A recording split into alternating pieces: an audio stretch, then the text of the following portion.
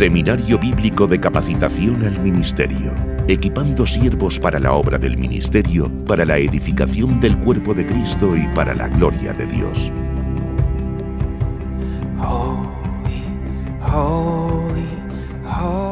Saludos a todos mis hermanos y amigos que seguís este Seminario Bíblico de Capacitación al Ministerio. Bienvenidos a una nueva clase en donde vamos a empezar a ver la doctrina de la salvación. Vamos a ver la soteriología, así es como se conoce dentro de la teología sistemática a la doctrina de la salvación. Sotería en griego significa salvación, de ahí es que esa palabra soteriología signifique doctrina de la salvación. Bueno, ¿qué vamos a ver en esta área? Realmente en lecciones anteriores, en otras áreas de la teología sistemática, hemos hablado del pecado, hamartiología. También estuvimos hablando de la necesidad de todo hombre de salvación porque nacemos en pecado, nacemos condenados bajo la ira de Dios. Así que todos los hombres necesitan ser salvos. ¿Qué vamos a ver entonces en esta área de la teología? No vamos a ver esa necesidad de salvación, no vamos a ver qué es la salvación, vamos a ver cómo es que hemos sido salvos. Es decir, ese proceso en el que nosotros, los redimidos, hemos sido salvados por Dios.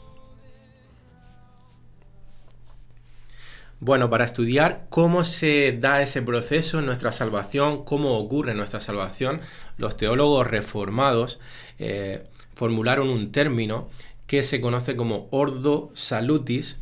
Es una frase en latín que significa el orden de la salvación.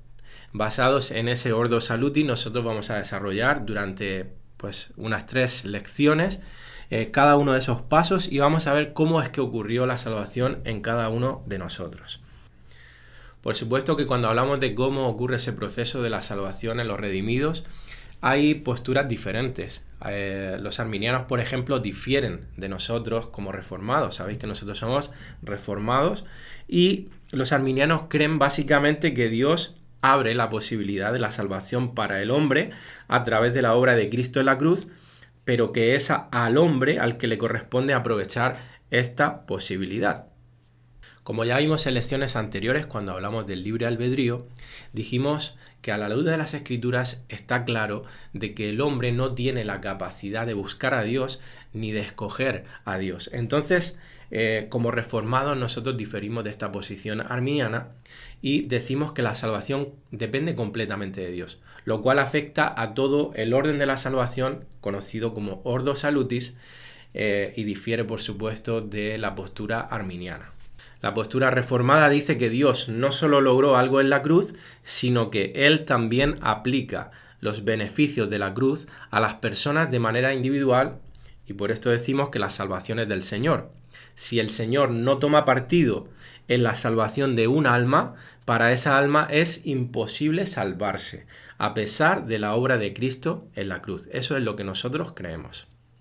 Hermanos, si Dios no tomara la iniciativa, nadie podría ser salvo. Solo un acto sobrenatural puede darle vida al ser humano que está muerto espiritualmente. Dice Romanos 3:10, el apóstol Pablo, no hay justo ni aun uno, no hay quien entienda, no hay quien busque a Dios. ¿Por qué? Porque el ser humano está muerto espiritualmente, es incapaz de poder buscar y desear a Dios. Así que Dios soberanamente toma la iniciativa y opera la salvación en sus escogidos, pasándonos del reino de las tinieblas al reino de su amado Hijo Jesucristo. Y hermanos, cuando la Biblia, perdón, y disculparme por la voz porque ando con la garganta bastante mal, cuando la Biblia habla de salvación, vemos que no habla de un acto simple, sino de una serie de procesos o de acciones que ocurren para que nosotros seamos salvos. Y eso es a lo que nosotros conocemos como el orden de la salvación, el ordo salutis. Y esto se deduce de varios textos bíblicos como este, en el cual se ve de una manera muy clara. Romanos 8, 28 al 30 dice: porque a los que antes conoció, también los predestinó para que fuesen hechos conformes a la imagen de su Hijo, para que Él sea el primogénito entre muchos hermanos. Y a los que predestinó, a estos también llamó. Vemos aquí que fueron predestinados, que luego fueron llamados, a los que llamó, a estos también justificó, otro paso más, y a los que justificó, a estos también glorificó, otro paso más. No es que sean solamente estos pasos, pero aquí vemos un orden lógico, un proceso en la salvación. En este versículo, por ejemplo, de Romanos, vemos que la predestinación precede al llamado, que el llamado precede a la justificación y que a su vez la justificación precede a la glorificación. Y tiene todo el sentido del mundo, porque Dios no podría, por ejemplo, glorificar a un pecador que no haya sido previamente justificado. Entonces vemos un orden lógico en este proceso de cómo se aplica la salvación a las personas. Así que siguiendo este ordo salutis, vamos a ver cada uno de estos pasos en la salvación de nuestras almas a lo largo de 3 clases y bueno, en esta gráfica podéis ver básicamente esos 9 pasos que vamos a ver de forma introductoria. Nos detendremos por supuesto en algunos de ellos un poquito más que en otros, porque hay algunos que son más controversiales que otros. Hoy, por ejemplo, le vamos a dedicar toda la lección al primer paso, que es la elección o predestinación, ya que es precisamente uno de los más controversiales y necesitamos pues verlo un poquito más a fondo. Y hermanos, la verdad es que podríamos detenernos con cada uno de estos pasos y dedicarle una lección exclusiva a cada uno de ellos, pero no es el fin. El fin es que veamos todo de una forma introductoria y sí que es verdad que vamos a recomendar algún material en algunos momentos, ya sea un libro, un vídeo, para el que quiera detenerse a estudiar alguno de estos pasos con más calma. Entonces vamos a verlos, estos 9 pasos, primero a manera de introducción, de forma resumida, de qué trata cada uno de estos pasos que vemos en esta gráfica. Bueno, en primer lugar, la elección. La elección significa que Dios escoge a las personas que serán salvas. Dios las escoge. Y no por nada que vea en ellas.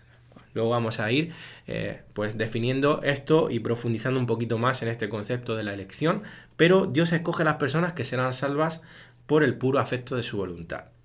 En segundo lugar, el segundo paso es el llamado, o también conocido como llamamiento eficaz. ¿Qué ocurre cuando Dios llama a las personas a sí mismo a través de la proclamación del Evangelio para que respondan con arrepentimiento y fe? El tercer paso es la regeneración. Es que Dios da vida espiritual a los que ha escogido y ha llamado eficazmente, lo que en las Escrituras se conoce como nacer de nuevo. Cuando hablamos de regeneración o de un corazón regenerado, es un corazón que ha nacido de nuevo espiritualmente. El cuarto paso es la conversión. Y ocurre en el momento en que una persona responde voluntariamente, importante esto, al llamado del Evangelio, no coaccionado, sino de forma voluntaria. Esto lo veremos en la próxima clase, la semana que viene, Dios mediante. Dice, ocurre en el momento en que una persona responde voluntariamente al llamado del Evangelio a través del arrepentimiento del pecado y de la fe en Cristo. Luego de esto viene la justificación, quinto paso, que es la posición legal correcta delante de Dios, en donde la justicia de Cristo nos es imputada a nuestro favor. En sexto lugar, la adopción como hijos de Dios. Pasamos a formar parte de la familia de Dios como hijos adoptivos.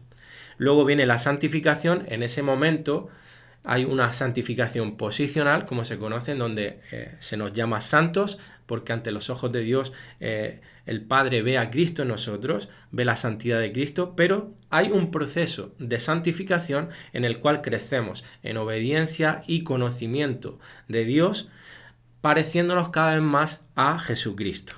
El octavo paso es la perseverancia en la fe, en el caminar cristiano, es decir, continuar en la fe hasta el fin de nuestros días, permanecer en Cristo. Y por último, la glorificación. Y es el momento en el que Dios finalmente quitará todos los aspectos del pecado en nuestras vidas, nos dará un cuerpo resucitado, un cuerpo glorificado para estar en la presencia de Dios por toda la eternidad y gozar de Él. Una nota muy importante a tener en cuenta en este orden de la salvación con estos pasos es que a veces no sabemos cuándo avanzamos de un paso al otro, cuándo ocurre exactamente uno o el otro en el tiempo, porque a veces ocurren de manera simultánea, pero es un orden más lógico que cronológico. Este es el orden presentado de forma lógica, lo que ocurre de forma lógica para que se dé el siguiente paso, más que de forma cronológica, porque por ejemplo, cuando hablamos del paso 2, 3, 4, 5 y 6, todos esos pasos ocurren casi de manera simultánea. Lo estaremos viendo con más detenimiento conforme vayamos avanzando. Entonces, de manera resumida, como vemos aquí en pantalla en esta diapositiva, podemos diferenciar los pasos 1 al 6 e incluso parte del 7, esa santificación posicional, como el proceso de llegar a ser hijo de Dios. Y por otro lado, los pasos 7 al 8 que tienen lugar en esta vida, en donde estamos siendo transformados a la imagen de Dios. Y por último, el paso 9, que sucede al final de esta vida, cuando entremos en gloria. Es importante, hermanos, que nos saquemos el concepto de la salvación como algo que ocurre solamente en el pasado, en un momento concreto. No, la Biblia nos habla y nos muestra la salvación como algo pasado, presente y futuro. Un proceso que comienza en un momento determinado de forma soberana. Dios lo determina el momento hasta que nos vamos con el Señor y entramos en su presencia. Ese es el proceso de la salvación en nuestras vidas. Es un proceso que no es solamente del pasado. ¿Ven? Entonces es importante que lo veamos de esa manera y así entenderemos mejor el orden de la salvación y cada uno de estos pasos que vamos a ir viendo. Y decir también, hermanos, antes de entrar al primer paso, a la elección o predestinación, que algunos de los aspectos de la salvación son competencia exclusiva de Dios. La salvación por completo es de Dios. Dios participa en todos y cada uno de los pasos que nos ocurren en ese ordo salutis. Pero, hermanos, nosotros participamos en algunos de esos pasos también. Esto no significa que nosotros nos ganemos la salvación, sino que hay algunos pasos, como por ejemplo la conversión o la santificación, que requieren la actividad humana junto con la actividad de Dios. Pero serían para nosotros imposibles si no hubiera actividad divina. Y hay muchos pasos, la gran mayoría, que solamente son competencia de Dios, como puede ser la elección, el llamado eficaz, la regeneración, la justificación, la adopción, etcétera, hermanos. Entonces, cuando hablamos de que la salvación es de Dios, sí, pero hay cierta actividad humana en ciertos momentos, en algunos de esos pasos, remarcando, hermanos, de que sin la iniciativa divina, sin la actividad divina, para nosotros ni siquiera podría ser posible, por ejemplo, la santificación, como hemos dicho en otras ocasiones, de que si el Espíritu Santo no estuviera en nuestras vidas, nos convenciera de pecado, nos guiara, etcétera, para nosotros sería imposible crecer en santidad. Amén. Así que, al final, el que nuestra salvación se produzca y llegue a su fin depende completamente de Dios, pero al mismo tiempo la Biblia nos muestra de que el hombre es responsable en ese proceso de salvación. Me gusta mucho una ilustración que usa Miguel Núñez para explicar esto y dice así: si encierras a tu hijo en una habitación con 5 puertas y dejas 4 de ellas con seguro e imposibilitadas de abrir, el niño tratará de abrir todas las puertas para llegar hasta donde tú estás. Intentará una por una hasta que encuentre la puerta correcta. El niño encuentra la puerta que tú, como padre, habías dejado abierta para que él entre. El niño puede decir que fue su esfuerzo que lo llevó a encontrar la puerta abierta porque él buscó hasta encontrar, pero en realidad el padre intencionalmente dejó esa puerta abierta para ser encontrada. Esas puertas muchas veces son circunstancias en la vida que Dios orquesta con la intención de que cuando terminemos de buscar por todos nuestros caminos cerrados, encontremos el único camino de salvación. Desde aquí luce como el esfuerzo del hombre por encontrar a Dios. Desde la perspectiva de Dios es evidente que Dios fue atrayendo a ese hombre con su misericordia, como dice en Jeremías 31:3. Me parece una ilustración muy buena en la que representa esto que venimos desarrollando. Ahora sí, ya nos vamos a meter en el primer paso del orden de la salvación, que como hemos dicho es la elección, o también lo vemos en las Escrituras como predestinación. Bueno, el primer paso, por supuesto, es este. Todo comienza porque Dios nos eligió, nos escogió, predestinó desde antes de la fundación del mundo que ciertas personas fueran salvas. Aquí empieza absolutamente todo. Este término de elección o predestinación lo encontramos alrededor de 25 veces en el Nuevo Testamento. Y también vemos el concepto de ser escogido en el Antiguo Testamento, como luego veremos con algún ejemplo.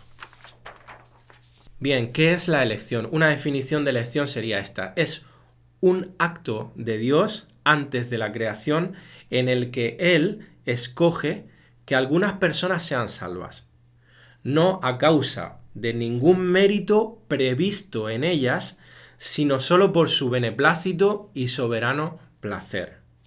Hermanos, antes de que Dios nos creara, Él ya nos conocía, y de la misma forma que Él decretó la fecha de nuestro nacimiento, la fecha en la que vamos a morir, que solamente Dios lo sabe, pues también Él sabía en qué momento nosotros íbamos a ir a los pies de Cristo. Él estableció ese día y esa hora en el que nos entregaríamos a Dios de forma gozosa y voluntaria. En lecciones anteriores estuvimos hablando de las 5 doctrinas de la gracia, tocamos en Cristología la expiación particular, que era una de esas 5 doctrinas. Pues la elección incondicional es otra de esas doctrinas de la gracia que nacieron bajo los cánones en el sínodo de Dort, como ya estuvimos hablando y no vamos a repetir ahora. Pero, ¿por qué se le conoce como elección incondicional? Bueno, es incondicional porque no existe ninguna condición que el hombre deba cumplir antes de que Dios escoja salvarlo. Por ejemplo, hermano, la fe no es una condición para la elección. Al contrario, la elección es una condición para la fe. ¿Qué quiere decir esto? Pues quiere decir que no fue que Dios me escogió porque yo tuve fe primero o porque Él previó de que yo iba a tener fe. No. El caso es que yo pude un día tener fe porque fui previamente escogido por Dios. De eso se trata. Vamos a ver algunos versículos al respecto. Hechos 13:48. Los gentiles, oyendo esto, se regocijaban y glorificaban la palabra del Señor, y creyeron todos los que estaban ordenados para vida eterna. Fíjate que no dice que los que creyeron fueron escogidos para ser destinados para vida eterna, sino que los que creyeron estaban ordenados para vida eterna, es decir, habían sido escogidos. La elección de Dios precede a la fe de estos nuevos discípulos, la hizo posible. Esa es la razón determinante por la que algunos creyeron mientras que otros no. Fíjate lo que le dice Jesús a los judíos en Juan 10:26. Dice, pero vosotros no creéis porque no sois de mis ovejas. No podéis tener fe porque no sois de mis ovejas escogidas. Es decir, la elección precede a la fe. Alguien que no ha sido escogido por Dios jamás podrá tener fe salvadora en Dios. El apóstol Pablo les escribe también a los efesios lo siguiente. Dice, según nos escogió en él antes de la fundación del mundo, para que fuésemos santos y sin mancha delante de él, en amor, habiéndonos predestinado para ser adoptados hijos suyos por medio de Jesucristo según el puro afecto de su voluntad. En él asimismo tuvimos herencia, habiendo sido predestinados conforme al propósito del que hace todas las cosas según el designio de su voluntad. Este texto es muy claro al revelar que la elección de Dios no es por mérito alguno nuestro, no es porque tuviésemos una fe que el Señor vio de antemano, no. Hemos demostrado, hemos aclarado de que eso es imposible. Él nos amó porque así quiso, por el puro afecto de su voluntad nos escogió. El próximo texto es muy claro al respecto de esto último, de que Él no nos escogió porque Él viera en nosotros que aceptaríamos a Cristo como Señor y Salvador, como algunos argumentan. En Romanos 8:29 al 30 dice, porque a los que antes conoció, también los predestinó para que fuesen hechos conforme a la imagen de su Hijo, para que Él sea el primogénito entre muchos hermanos. Y a los que predestinó, a estos también llamó, a los que llamó, justificó, a los que justificó, a estos también glorificó. Bueno, es un texto que hemos leído hace un momento, pero quiero remarcar estas dos palabras que he subrayado, que son claves en este pasaje. Una es conoció. En griego es proginosko, que significa conocer de antemano con la idea de orquestar de manera intencional. Y predestinar, en griego, significa literalmente marcar un límite de antemano, es decir, orquestar providencialmente y eficazmente. Si parafraseamos ahora este versículo de Pablo, yo lo he escrito de esta manera, expresaría algo así. Porque a los que Dios escogió para salvación, Él orquestó de forma providencial y eficaz el que un día ellos fueran salvos y mostrasen la gloria de Cristo a través de la transformación en sus vidas. Amén. Esto es lo que nos dice el texto. Bueno, algunos argumentan que cuando Pablo se refiere a los que conocía antemano, es que Dios estaba viendo de antemano que ellos tendrían fe, que creerían en Dios, que lo escogerían para ser salvos. Bueno, como acabamos de ver en estas dos palabras que hemos remarcado, esto no es lo que nos quiere decir el texto, pero tampoco la lógica del texto nos lleva a esa idea, a esa conclusión. Porque si le diésemos esa interpretación, hermanos, entonces ese argumento que Pablo dice de que Dios a los que escogió los llamó y que los justificó y entonces los glorificó, ¿cómo justifica Dios a las personas? ¿Cómo justifica Dios a las personas? Por medio de la fe. Bueno, la fe que es un don de Dios, ¿verdad? Es un regalo de Dios. Dios puede justificar porque Dios primero puso esa fe en los corazones. ¿Por qué? Porque nos escoge, nos llama, deposita esa fe en nosotros y entonces nos justifica. Así que el argumento es totalmente ilógico de la manera en la que muchos los argumentan. Los arminianos precisamente argumentan de esa manera y creemos que no están haciendo una interpretación correcta del texto. De hecho, uno de los textos favoritos para ellos, porque es tan visible a lo largo de las Escrituras la elección, que no pueden negar de que hay algún tipo de elección o predestinación, pero ellos argumentan que esa elección es en base al conocimiento previo que Dios tiene de que nosotros íbamos a escogerlo. Bueno, en Romanos 8, 29 al 30 vemos que no, que el argumento no es bíblico. Cuando hacemos una buena exégesis, vamos a ver un texto en el que ellos apoyan mucho al respecto, que es 1 de Pedro 1, 1 al 2. Y dice: Pedro, apóstol de Jesucristo, a los expatriados de la dispersión en el Ponto, Galacia, Capadocia, Asia y Bitinia, elegidos según la presciencia de Dios Padre, en santificación del Espíritu, para obedecer y ser rociados con la sangre de Jesucristo, gracia y paz os sean multiplicadas. Bueno, los arminianos argumentan aquí claramente que Pedro está diciendo que Dios elige según su presciencia, su conocimiento previo. Ellos traducen esa palabra como conocimiento previo. Y sí, obviamente significa conocimiento previo. Solamente está utilizado en 2 ocasiones en el Nuevo Testamento esta palabra.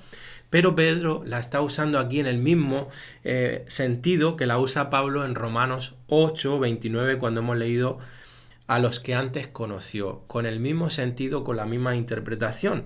Pero bueno, simplemente basta con hacer una ojeada tranquila al texto y darse cuenta lo que dice. Hay que leer con calma, hay que leer con entendimiento. Y dice: elegidos según la presencia de Dios Padre, en santificación del Espíritu. Aquí está la clave: para obedecer. Elegidos para obedecer. No porque él sabía que iban a obedecer, sino porque pudieron obedecer porque fueron escogidos previamente. Ahí está la clave, hermano. Así que el mismo texto, bien leído, pues ya te arroja la luz de que no se trata de un conocimiento de que ellos iban a obedecer o a depositar su fe en el Señor, sino que se trata de que ellos fueron escogidos, que ellos fueron conocidos de antemano, en el sentido de que Dios orquestó la salvación de esas personas para que ellos un día pudieran voluntariamente escoger a Cristo. La otra ocasión, he dicho que hay dos, en la que se utiliza esta misma palabra griega de presciencia, se encuentra en Hechos 2.23, también en palabras de Pedro, y en este caso la usa para decir este texto que dice: este Jesús, Hechos 2.23. Este, hablando de Jesús, dice: fue entregado por el plan predeterminado y el previo conocimiento, presciencia en griego, esa es la palabra, de Dios, y ustedes lo clavaron en una cruz por manos de impíos y lo mataron. La pregunta sería, hermanos, ¿cómo sabía Dios que los impíos iban a crucificar a Jesucristo, al Hijo de Dios? Bueno, la respuesta, hermanos, es porque Dios lo decretó así. Dios determinó de que colgaran a Cristo en la cruz. Dios decretó que así fuera todo, tal como sucedió. Y estaba ya, hermanos, profetizado en las Escrituras. Dios no lo sabía porque lo había visto de antemano, en el sentido de que vio lo que hicieron y entonces no. Dios lo sabía porque Él decretó que así ocurriera de forma providencial y soberana. Y de lo mismo podemos decir acerca de la salvación de los escogidos de Dios. Él conoce de antemano a aquellos que va a salvar. Otro texto posiblemente el más clarificador de esta doctrina de la elección lo encontramos en Romanos 9, en los versículos 10 al 18, y lo leemos, dice así: Cuando Rebeca concibió de uno, de Isaac, nuestro padre, pues no habían aún nacido ni habían hecho aún ni bien ni mal, para que el propósito de Dios, conforme a la elección, permaneciese, no por las obras sino por el que llama, se le dijo: el mayor servirá al menor. Como está escrito, a Jacob amé, mas a Esaú aborrecí. ¿Qué pues diremos? ¿Que hay injusticia en Dios? En ninguna manera. Pues a Moisés dice: tendré misericordia del que yo tenga misericordia y me compadeceré del que yo me compadezca. Así que no depende del que quiere ni del que corre, sino de Dios que tiene misericordia. Clarísimo esto, hermanos.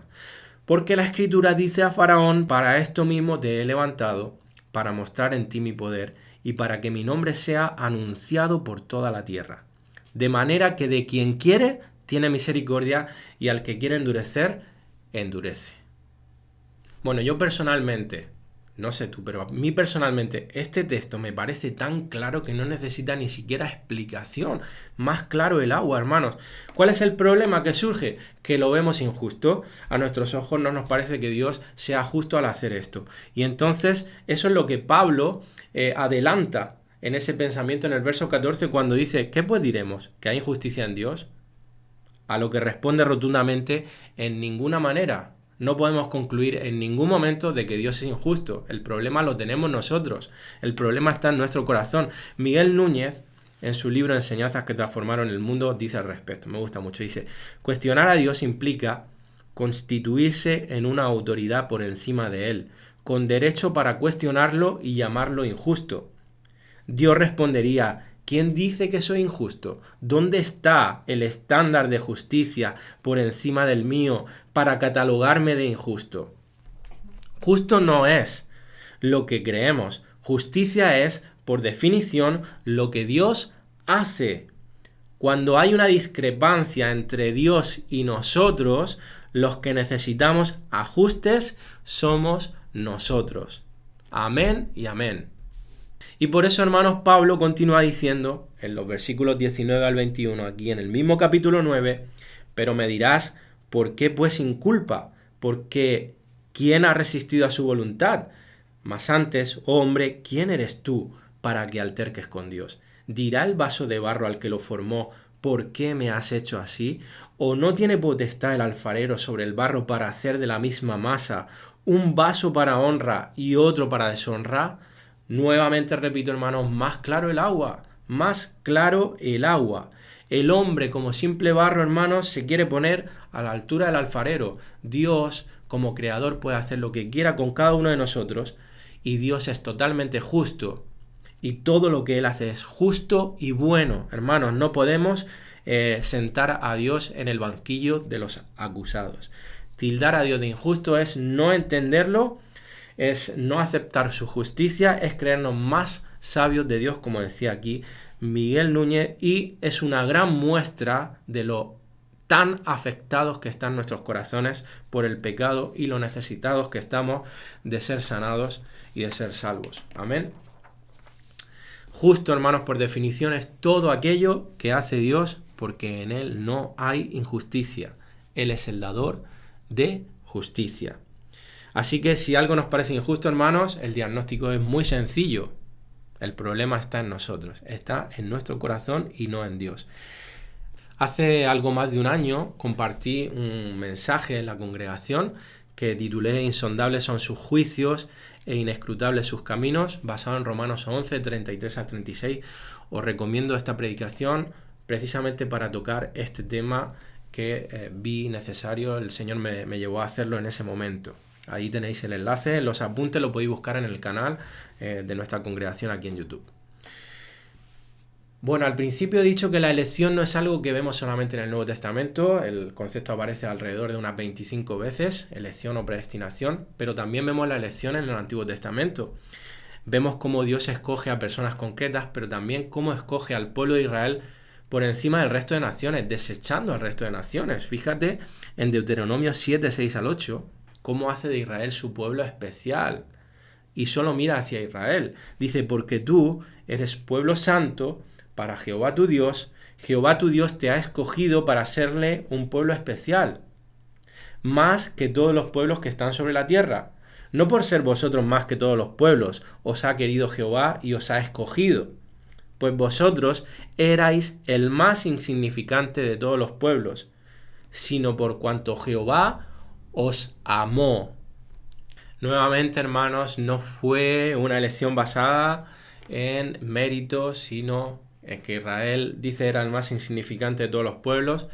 Fue por el puro afecto de la voluntad de Dios. Él decidió amarlos, por eso los escogió, no porque hubiese en ellos algo especial, hermanos. Vemos la elección, entonces, también en el Antiguo Testamento. Podríamos poner muchísimos más ejemplos, pero creo que este es contundente y suficiente.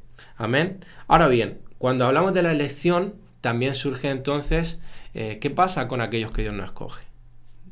Bueno, a esto se le conoce como la doctrina de la reprobación, y quiero tocar este tema antes de terminar la clase. La doctrina de la reprobación. Bueno, si Dios soberanamente escoge salvar a algunos, eso necesariamente significa que Dios escoge no salvar a otros. Y a esto es lo que se le conoce como la doctrina de la reprobación. Los que no son escogidos son reprobados. Aquí tenemos una definición y dice, la reprobación puede definirse como la decisión soberana de Dios antes de la creación de pasar por alto a algunas personas, decidir no salvarlas y castigarlas por sus pecados y así manifestar su justicia.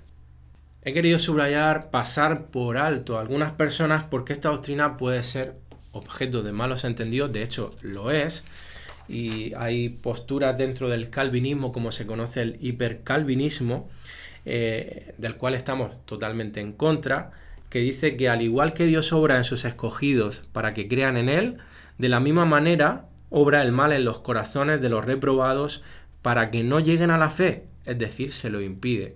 Bueno, hermanos, esto por supuesto no es correcto, no es bíblico, haría a Dios autor del mal, por tanto contradiría las Escrituras. La Biblia nunca ha dicho tal cosa, Calvino tampoco. Así que, hermanos, cuando decimos que Dios pasa por alto a algunas personas y decide no salvarlas, lo que estamos diciendo es que Dios los deja en su estado de condenación, en su estado pecaminoso, con el que el pecador nace y escoge permanecer. Así que Dios no obra ningún mal, como dicen los hipercalvinistas. Los reprobados no les impide venir a la fe. El llamado de la salvación es para todos. Simplemente que los que vienen a salvación son porque Dios los capacita. A los otros Dios decide pasarlos por alto. Y aunque para nosotros esto es incomprensible y puede resultar doloroso, hermanos, tenemos que entender que dentro de todo esto Dios sigue siendo justo, hermanos, y que en la mente de Dios la prioridad es mostrar su gloria y que al hacerlo así de esta manera es como mejor se muestra la gloria de Dios, porque todo lo que Dios hace es perfecto, es lo mejor. Amén. Verlo de otra manera es poner la prioridad en el libre albedrío del hombre, es decir, como si Dios le diese prioridad al libre albedrío en vez de a su propia gloria. Y hermanos, esto no es bíblico, no vemos que esto esté enseñado así en las Escrituras. Vamos a ver algunos versículos que muestran esta doctrina de la reprobación en las Escrituras. Dice en Judas 4, porque algunos hombres han entrado encubiertamente, los que desde antes habían sido destinados para esta condenación. Fijaros que claro está aquí. Hombres impíos destinados para esta condenación, que convierten en libertinaje la gracia de nuestro Dios y que niegan a Dios el único soberano y a nuestro Señor Jesucristo. Otro texto se encuentra en 1 de Pedro 2.8 que dice, porque ellos tropiezan en la palabra siendo desobedientes, a lo cual fueron también destinados, porque fueron reprobados. Proverbios 16.4 dice, todas las cosas ha hecho Jehová para sí mismo, y aún al impío para el día malo, aún aquellos que son reprobados. ¿Por qué? Porque aún en esto Dios es glorificado. Nos cuesta entenderlo, nos cuesta digerirlo, pero esto es lo que nos enseña las Escrituras. Romanos 9, 18 al 23 dice: de manera que de quien quiere tiene misericordia, lo hemos leído antes, al que quiere endurecer, endurece, pero me dirás por qué, pues sin culpa, porque ¿quién ha resistido a su voluntad? Mas antes, oh hombre, ¿quién eres tú para que alterques con Dios? ¿Dirá el vaso de barro al que lo formó, por qué me has hecho así?